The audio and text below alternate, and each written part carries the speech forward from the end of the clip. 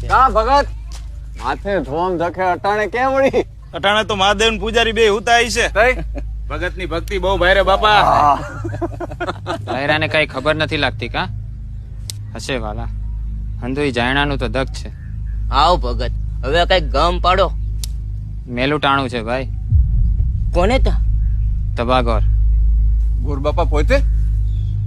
ના, ઘેરથી વાવડ મળતા ને હાયલો છું.